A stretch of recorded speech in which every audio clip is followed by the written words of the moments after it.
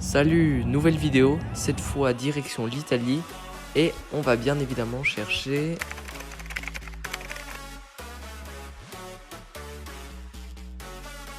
On va chercher des menthes religieuses, let's go, c'est parti.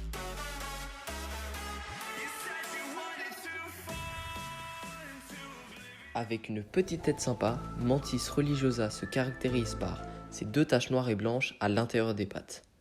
Elle mange les grillons, les sauterelles, un peu tout ce qui lui passe sous le nez. Le mâle, c'est un peu le fragile, il est léger, il se fait dévorer lors de l'accouplement, mais au moins, il vole plutôt bien, on peut lui laisser ça.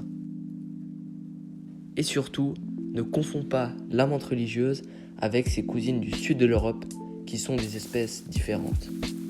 Maintenant, entrons dans le concret. Comment est-ce qu'on fait pour les trouver ? Il y a 3 paramètres qui rentrent en jeu, et on va les voir maintenant. 1. Nous avons la localisation.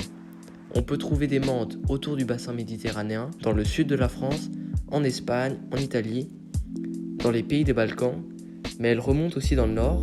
On la trouve en Suisse, dans les régions chaudes, dans le nord de la France, le sud de l'Allemagne. Donc, avec le réchauffement climatique, son aire de répartition s'étend un peu, comme en témoigne cette menthe trouvée en automne, en Allemagne et dans un milieu urbain. C'était plutôt un coup de chance. Maintenant, parlons de la saison.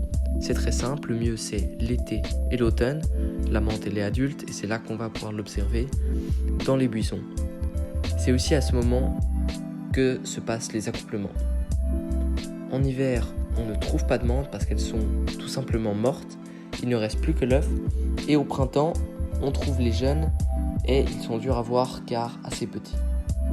En ce qui concerne l'habitat, les menthes peuvent se voir dans les hautes herbes, dans les régions ensoleillées de basse altitude, là où se trouvent des grillons, des sauterelles, des araignées et tout autre insecte.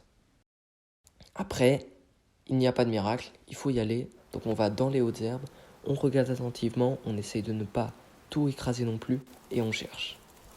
D'ailleurs, si vous parcourez les ronces, vous pouvez aussi trouver des phasmes, c'est un peu plus rare, mais si on cherche bien, on peut quand même avoir la chance d'en voir.